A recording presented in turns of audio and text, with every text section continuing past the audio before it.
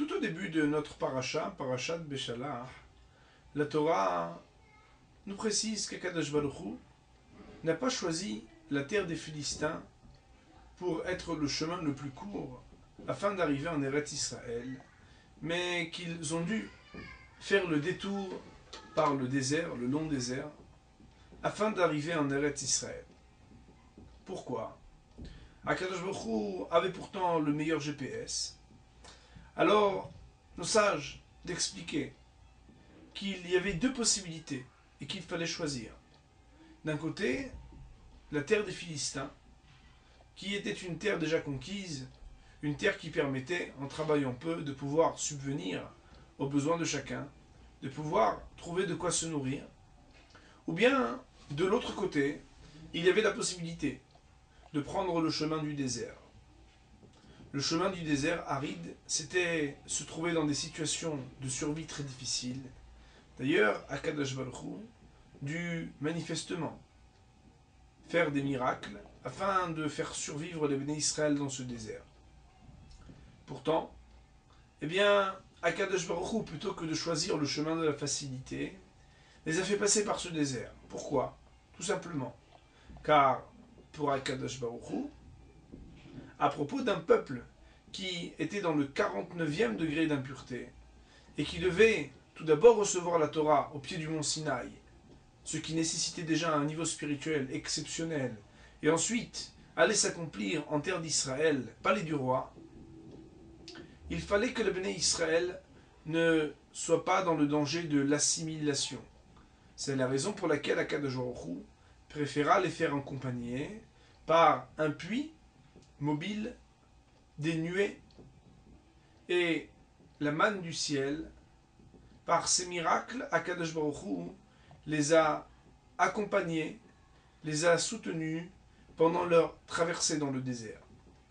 De là, on apprend combien le danger de l'assimilation est dangereux et important aux yeux d'Akadosh Baruch Hu, pour que la Torah nous précise qu'il ne s'agissait pas du chemin le plus court, et pourtant, c'était le chemin le plus sûr.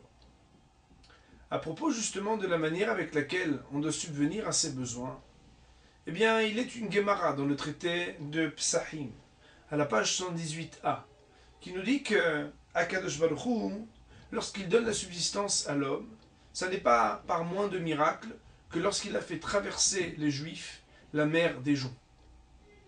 Curieuse comparaison. D'un côté, on donne la subsistance, de l'autre côté, on ouvre la mer.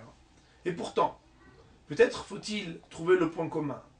Car voilà que dans l'épisode de la mer des joncs, vous le savez certainement, Nachshon ben Aminadav fut le premier à se jeter dans l'eau jusqu'à ce qu'elle lui arrive jusqu'au cou.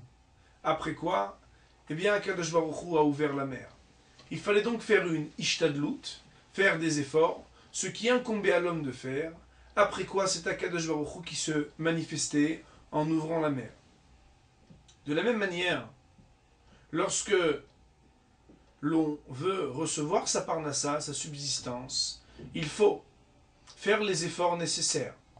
On ne peut pas rester à rien faire, il faut faire ce que l'on peut, et ensuite Akadosh Baruch Hu donnera la bénédiction dans nos actes, afin de nous donner notre parnassa, notre subsistance.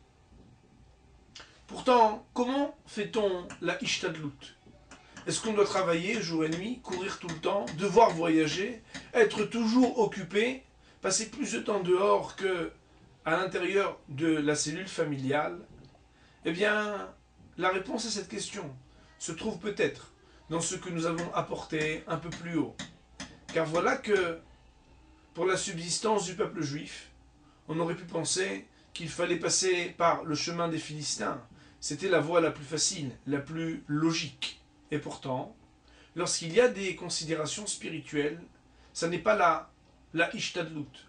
Lorsqu'on peut être assimilé, ou lorsqu'on peut rencontrer des gens très peu fréquentables, ou un milieu qui n'est pas propice au judaïsme, parce qu'on veut à tout prix faire, soi-disant, les efforts nécessaires pour gagner sa vie, il faut savoir que si Akadosh Baruch Hu, pour 600 000 âmes juives, il a préféré leur donner de la manne tous les jours, plutôt que de les faire passer dans un endroit qui n'était pas cachère, il en va a fortiori pour chacun d'entre nous, combien de fois plus nous devons faire attention à ne pas se faire croire à soi-même que tout est permis pour s'efforcer afin de recevoir sa parnassa, c'est-à-dire ce qui va être notre subsistance, car la Mishnah dans le fin du traité de Kiddushin nous dit que le métier aussi et le quotidien doit être choisi en fonction de la propreté et de la facilité par rapport aux interdits de la Torah.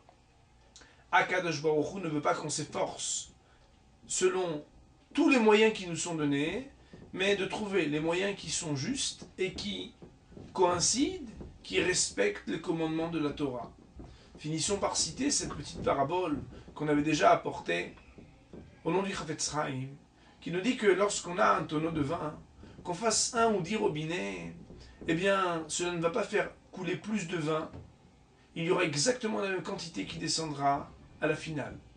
Aussi, en m'adressant à ceux qui n'ont pas eu l'audace, le courage de fermer leur magasin le Shabbat, qu'ils sachent que le 7e robinet ne fera rien couler de plus et que ce qu'ils doivent gagner, ils ne doivent pas s'efforcer de le gagner en foulant du pied les commandements de celui qui nous apportera la bénédiction.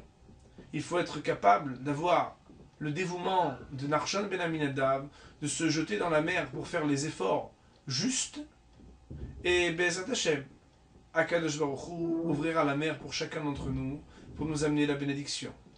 Shabbat Shalom.